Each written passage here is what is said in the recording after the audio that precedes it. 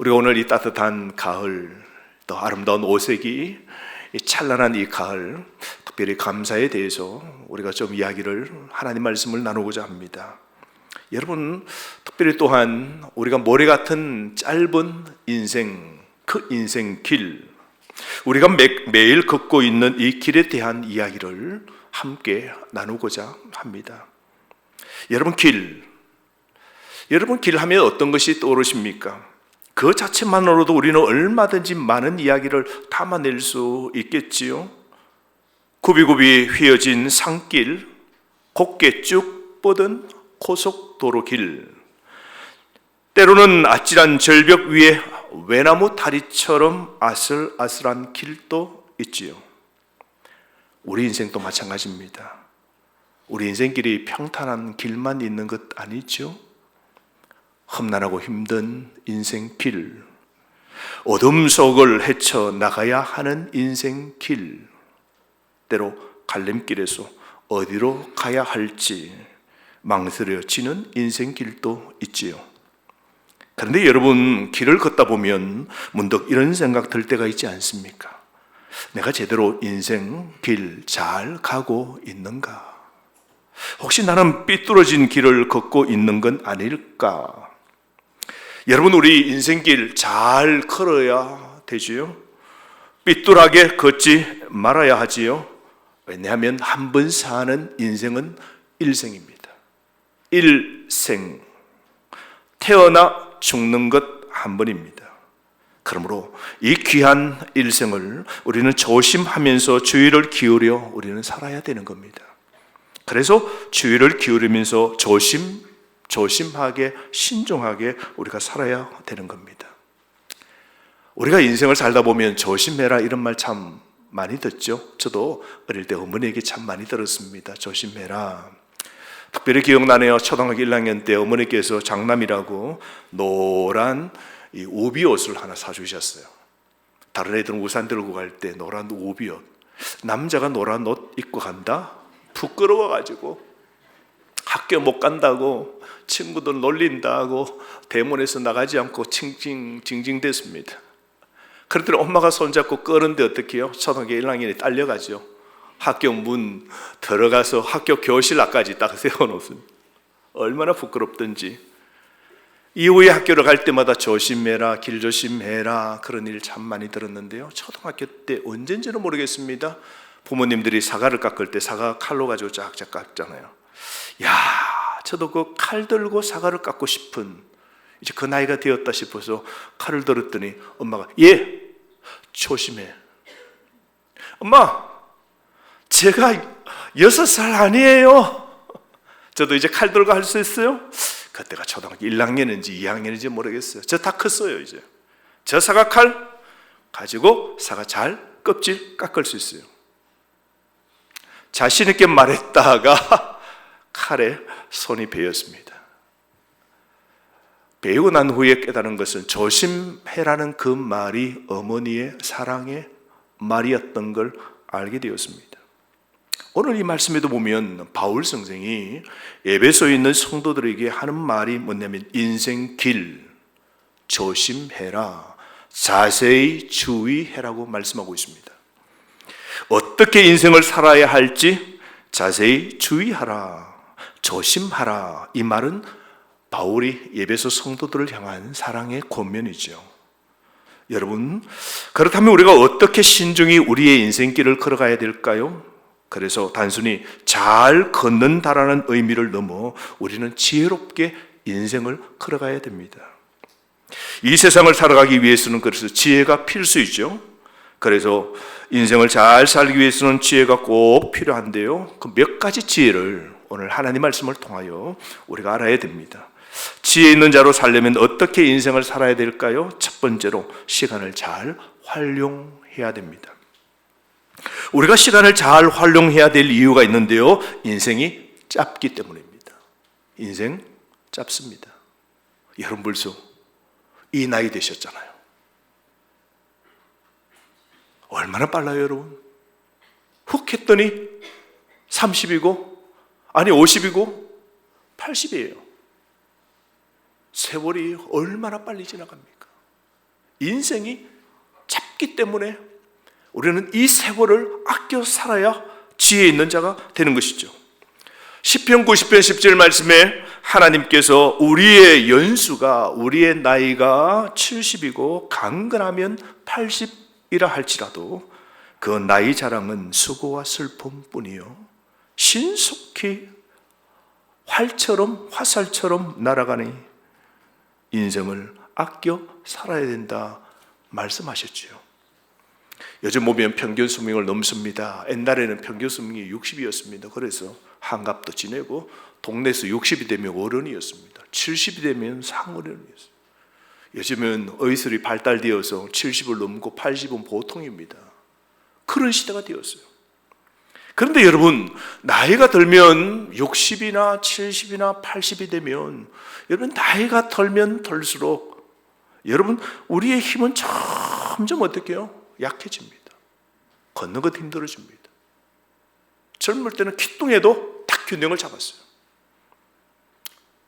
오늘 새벽에 설교를 준비하고 아침에 있더니 전화가 왔습니다. 자, 목사님, 어제 제 아내가 화장실에서 기뚱하다가 넘어졌어요. 뼈가 골절되었어요. 119 차가 와서 병원에 응급실에 들어가서 병원에 지금 입원했어요. 그러더라고요. 나이가 그런 나이예요. 삐끗하면 그냥 우리가 큰 사고를 당한 만큼. 왜요? 기력이 빠지는 거죠. 늘 지칩니다. 피곤해질 수밖에 없는 것이죠. 비록 남달리 우리가 80 중년을 살고 90까지 우리가 오래 산다라고 할지라도 이걸 자랑할 이유가 없는 건 계속해서 몸이 쇠약해지는 겁니다. 찌릿찌릿 고통이 밀려옵니다. 통증이 우리의 삶에 들어옵니다. 그죠? 큰 병이 찾아옵니다. 살았으나 안락함을 느끼는 건 그다지 별로 없는 날들을 보내게 되죠. 참 인생 무상함을 보여주는 성경의 구절입니다. 여러분, 그럼에도 불구하고 오늘은 선물입니다. 따라합시다. 오늘은 선물입니다. 어제는 역사고 미래는 수수께끼입니다. 어제의 추억으로, 어제에 이룬 역사로 우리가 살고 오늘은 주어진 선물이고 미래는 아무도 모르는 수수께끼입니다. 아는 건 지금입니다. 우리가 살아가는 이 하루하루는 정말 선물인데요. 우리의 날의 길이가 누구의 손에 달려 있습니까? 그분께 달렸습니다. 하나님께 달렸죠.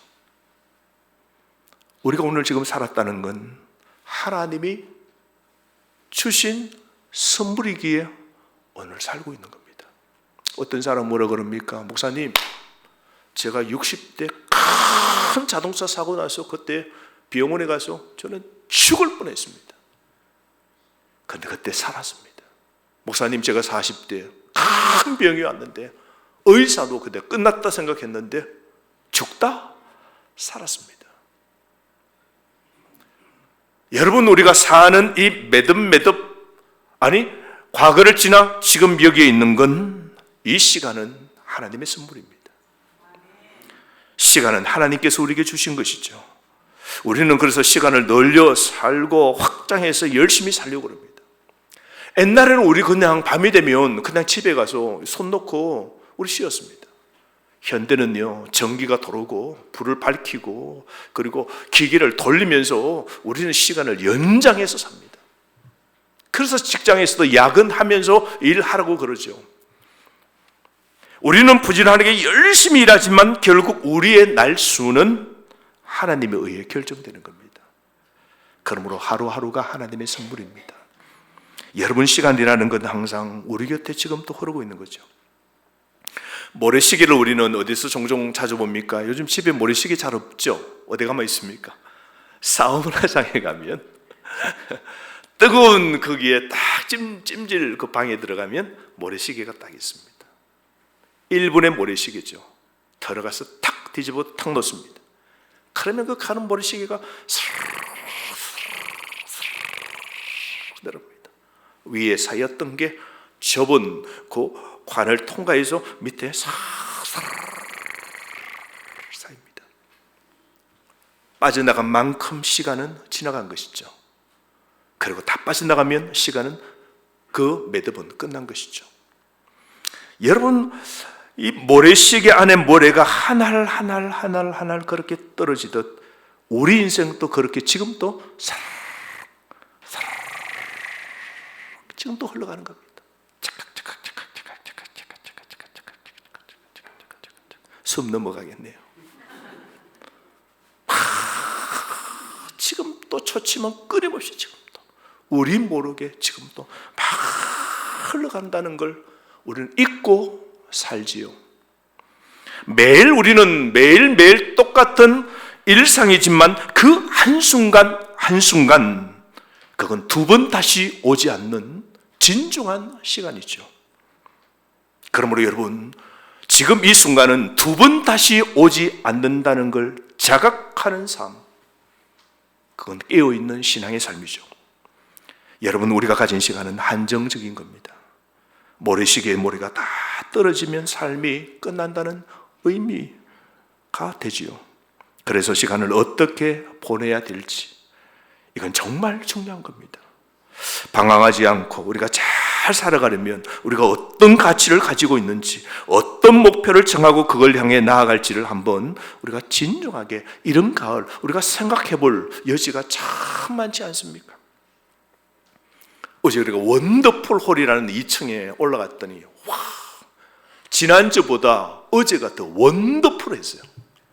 오늘은요 더 원더풀할 겁니다. 보세요. 단풍이 좀 졌으면 저울 단풍나무가 그대로 녹색이었습니다. 그런데 어제는요 그 단풍이 저 허락도 안 받고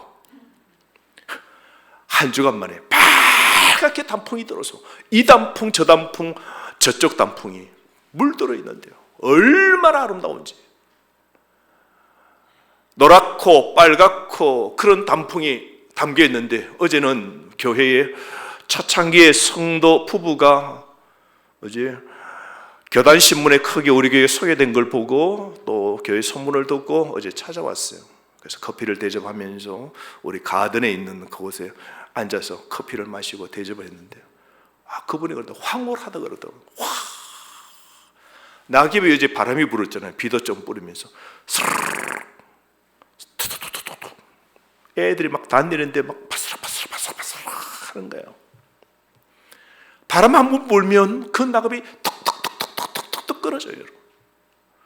우리 인생도 언젠가는 물들고 우리 인생이 언젠가는 톡 하고 떨어질 날이 있는 한계성의 존재입니다.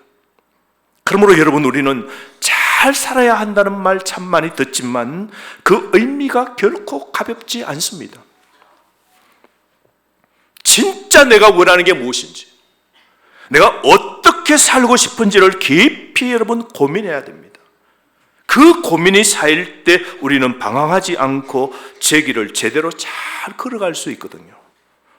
결국 모래시계의 길은 우리 각자의 시간과 선택이 모여서 만들어진 독특한 여정입니다. 그래서 우리는 다 사연이 있는 존재죠. 여러분, 사람마다 걸어오고 선택하고 그리고 주어진 그 시간을 어떻게 살았는가에 따라서 삶의 이야기가 다 다른 겁니다. 우리 한번 제 자신이 살아온 인생을 한번 이야기하라면요, 다 여러분 인생의 그 이야기의 나이테가 다 다르고 그 이야기가 사연이 깊고 때로는 우리에게 울림의 감동이 있을 겁니다. 어머, 그렇게 해서라도 여기까지 살아오셨어요? 어머, 그렇게 짙은 인생의 사망의 엄침한 올짜기 같은 힘든 사연이 있으셨네요. 그 세월을, 그 시간을 어떻게 그렇게 견디셨습니까? 이야기해 줄 만한 사연이 있는 그런 삶들을 우리는 지금 살아가고 있는 것이죠. 그러므로 여러분, 오늘 이 하루도 소중한 시간입니다. 허투루 보내지 않고 의미 있게 우리가 살아가야 됩니다. 뿐만 아니라 시간이라는 선물에 책임이 반드시 따릅니다. 하루하루는 여러분 하나님께서 우리에게 주시는 선물입니다. 시간을 받은 자로서 우리는 하나님의 선물을 맡은 청지기로 오늘 우리의 이 시간을 잘 선용해야 됩니다. 여러분, 시간이 지금 또 지나가고 있습니다. 그러므로 최대한 시간을 활용하고 기회를 붙잡으시기를 바랍니다. 여러분, 기회를 사라는 말 있죠. 이 opportunity, 기회입니다. 고대 그리스의 그 큰 동상 가운데 이런 게 있습니다. 남자인데요, 발에 날개가 달려 있어요. 신합니다. 근데 그 남자에게 앞머리에는 이 머리카락의 숱이 굉장히 많아요. 앞에는 머리카락의 숱이 굉장히 많은데 뒤에는 머리카락이 다 빠져 대머리입니다. 참 희한하죠. 근데 그 동상에 이런 글이 있습니다. 너 이름이 뭐니? 동상 그 옆에 답을 적어놨습니다. 내 이름은 기회야, 기회. 너는 왜 발에 날개가 있니? 나는 맘만 먹으면 어디든지 날아갈 수 있기 때문이야. 근데 너 왜 앞에는 그렇게 머리숱이 많니? 물었더니 사람들이 내가 올 때 꽉 잡을 수 있도록 하기 위해서 나는 앞에 머리숱이 많다. 그런데 너는 왜 뒤통수는 그렇게 대머리니? 물었더니 내가 지나칠 때는 아무도 나를 붙잡지 못하도록 하기 위해서라고 그럽니다. 여러분, 기회라는 것 정말 그렇지 않습니까? 기회라는 게 우리 인생에 늘 날아오기도 합니다. 그 날아온 기회에 그때 어떻게 해요? 잡아야 되는 겁니다. 기회가 앞에 있을 때는 잡을 수 있는 겁니다. 그 기회가 지나가면 어떻게 해요? 잡으려고 해도 잡히지 않는 겁니다. 우리 인생은 우리 각자에게 하나님이 기회를 주시는 겁니다. 오늘도 예배를 선택할 기회를 주셨죠. 이 동산에서 하나님을 향하여 마음껏 찬양할 기회, 감사할 기회, 그 구속의 은혜에 반응할 기회, 가족을 사랑할 수 있는, 고백할 수 있는 이 기회도 우리에게 하나님이 주셨죠.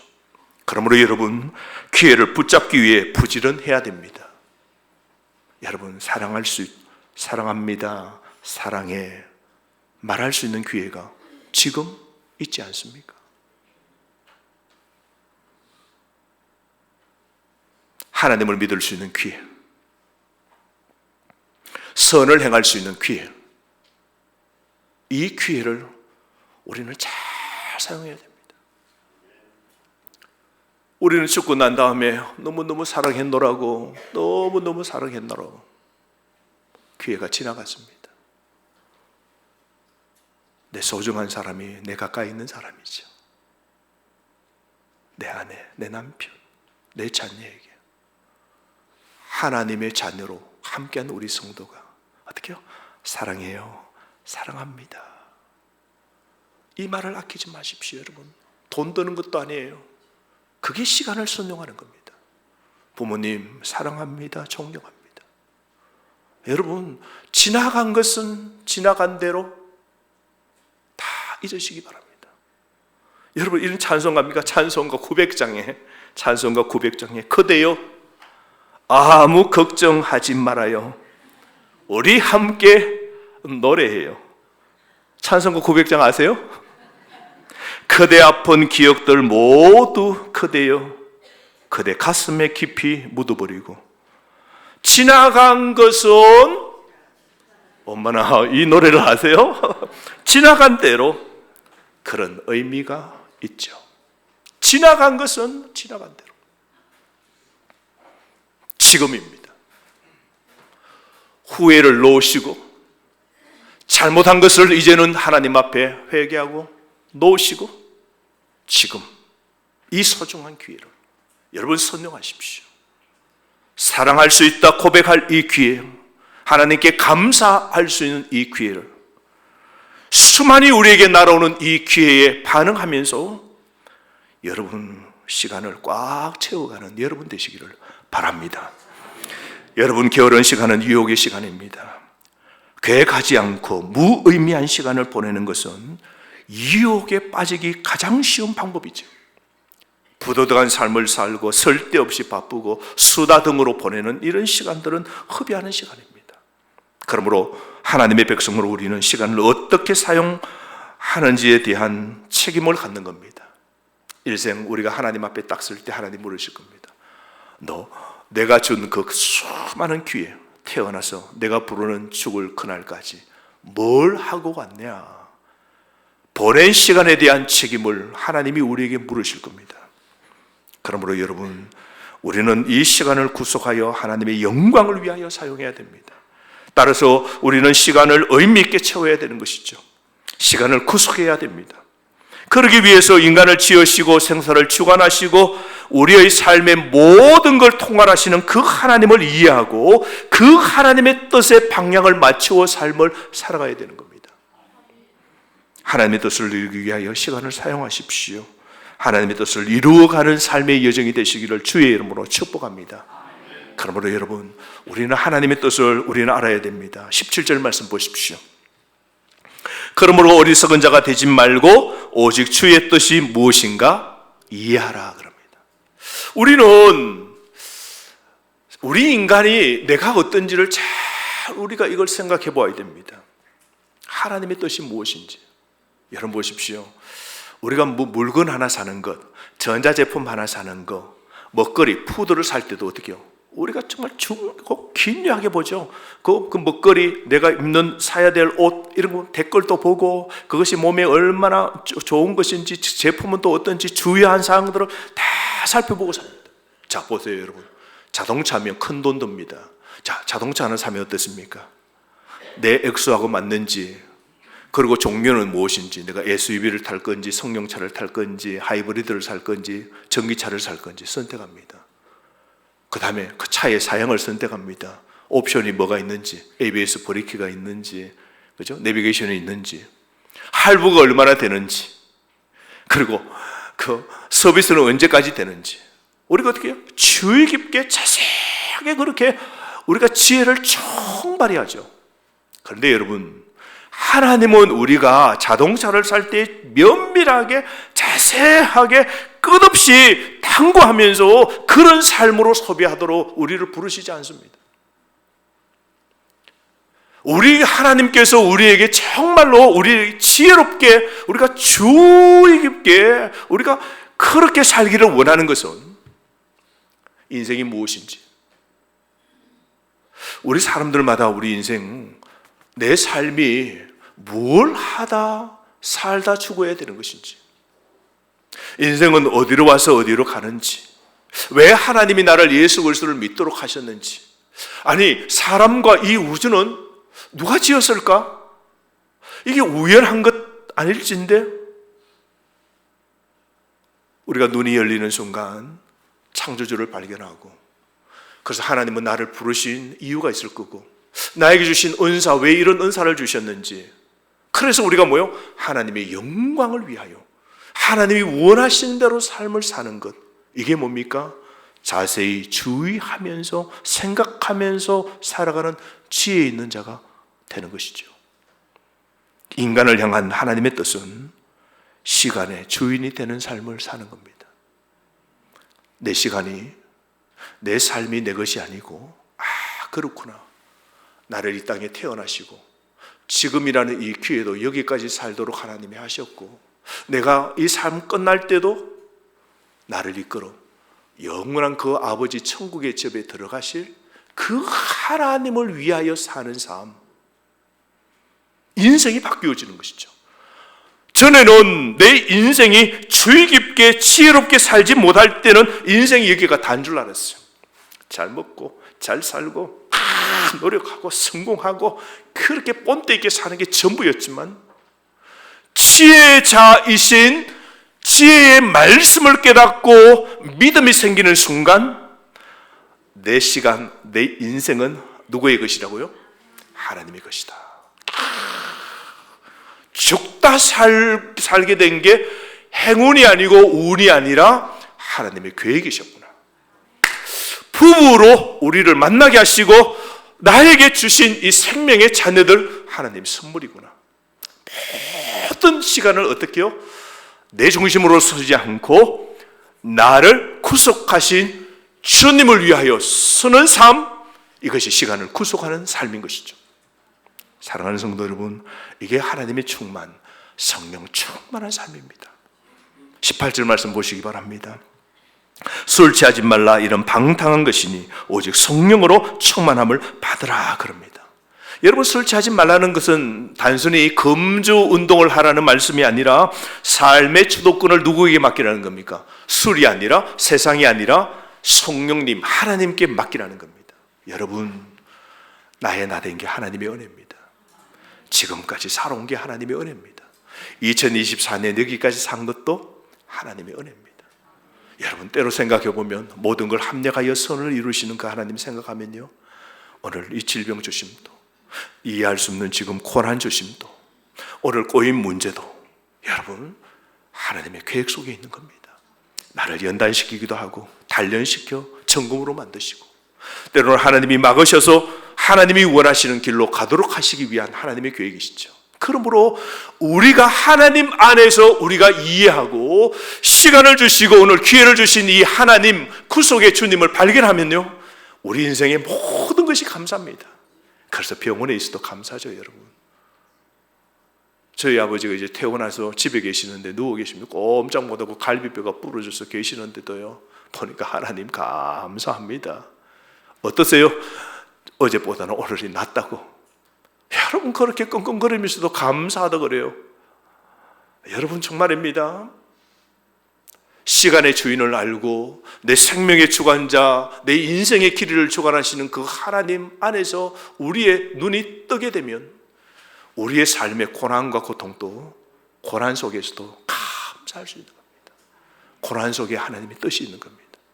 고난 속에 하나님의 놀라운 섭리와 역사가 있는 겁니다. 그러면 오늘 환경을 보고 감사한 것 아닙니다. 잘 되어서 오늘 감사하는 감사주일이 아닙니다. 고난 속에서도 믿음으로 끌어올려 오늘 그 감사의 반응을 하는 그런 복된 날입니다. 그러므로 여러분, 하나님의 영광을 위하여 남은 삶을, 시간을 소비하는 여러분 되시기를 바랍니다. 모래시계 같은 인생, 오늘 성령으로 충만하고 오늘 시간 내 삶을 주관하시는 그 천형을 발견한 사람의 고백의 삶의 태도는 두 가지인데요, 찬송과 그리고 감사입니다. 오늘 19절 20절 말씀 보실까요? 함께 읽읍시다. 시작. 시와 찬송과 신령한 노래들로 서로 화답하며 너희의 마음으로 주께 노래하며 찬송하며 범사의 우리 주 예수 그리스도의 이름으로 항상 아버지 하나님께 감사하며. 이것은 모두 성령 충만한 삶인데요, 하나님으로 충만하면, 성령으로 충만하면, 내 시간의 길이, 내 삶을 주관하시는 그 하나님을 우리가 발견하면요, 이게 지혜 있는 사람이거든요. 그래서 성경에는 지혜 있는 사람, 지혜 없는 사람을 세상의 학문을 많이 배우고 덜 배운 거로 가는 게 아닙니다. 성경에 말하는 지혜는 여호와 하나님을 아는 사람, 여호와 하나님을 경외하는 사람이 뭐라고요? 지혜 있는 사람입니다. 세상의 사람을 나누면 하나님을 믿고 하나님을 경외하는 사람 있냐 아니냐로 두 부로 나눌 수 있는 것이죠. 하나님을 경외하는 사람, 성령으로 충만한 사람은요, 첫 번째 19절 뭐예요? 찬송하는 사람이라고 그랬어요. 여러분, 성령 충만한 삶은 마음을 다해 하나님을 노래하는 삶입니다. 음악적 재능이 없어도 상관없어요. 우리 찬양대는 음악적 재능이 다 있어요. 너무 있어요. 근데 우리가 찬양할 때는 하나님이 음악적 재능을 요구하시는 것이 아니라 하나님을 향한 그 사랑과 경배의 마음에 우러나오는 사람은 누구든지 찬양할 수 있는 거예요. 이런 가을날 여러분, 하나님을 향하여 힘있게 찬양하는 여러분 되시기를 바랍니다. 하나님을 나를 사랑하시고 나를 구원해 주시고 오늘도 이 고난을 다스려 하나님이 놀라운 은혜를 주심을 알고 우리 인생의 죽음은 끝이 아니라 죽음은 영원한 생명으로 이어지는 구속의 날을 우리가 발견하면 우리는 늘 감사가 되는 것이죠. 찬양이 넘치는 것이죠. 뿐만 아닙니다. 끊임없는 감사입니다. 20절 말씀에 범사에 하나님께 감사하라 그러잖아요. 범사입니다. 사랑하는 성도 여러분, 우리가 감사하지 못하는 마음은 교만의 표시입니다. 자신이 받은 축복을 깨닫지 못한 사람은 감사할 줄 모르는 겁니다. 하나님의 구원의 은혜에 깊은 경외심이 있는 사람은 하나님께 감사하는 사람이죠. 더 큰 감사는 뭡니까? 예수님이 내 대신 십자가에 죽으심. 그건 늘 감사죠. 이 벌레만 못한 나를 구원해 주신 그 하나님의 은혜에 감사가 되어지는 것, 최고의 감사죠. 궁극적으로 예수 그리스도께 대한 감사입니다. 요약하자면 성령 충만한 삶은 하나님을 향한 끊임없는 찬양과 감사의 삶인 겁니다. 여러분, 오늘 추수감사드립니다.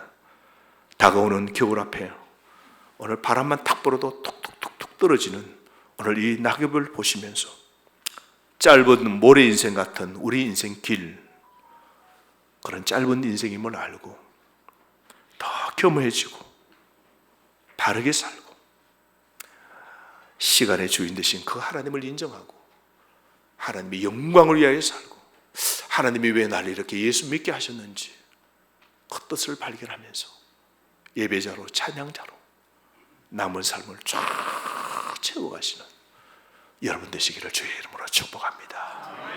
주신 말씀을 가지고 다 함께 기도할까요? 하나님, 감사하는 사람 되게 하여 주옵소서. 지혜 있는 자가 되게 주셔서 내 삶을 이렇게 살아오게 하신 분 하나님이시고, 미래 수수께끼 같은 미래의 삶도 분명한 건 영원한 천국에 들어감을 알 건데 오늘 감사하는 삶, 불평이 많았습니다. 불만이 많았습니다. 오늘 성령 충만한 삶은 찬양과 감사의 삶인데 하나님, 내 가정에서 내 삶의 자리에서 오늘 이 예배의 이 교회에서 찬양과 감사의 삶을 살겠습니다. 이 시간 함께 기도하겠습니다.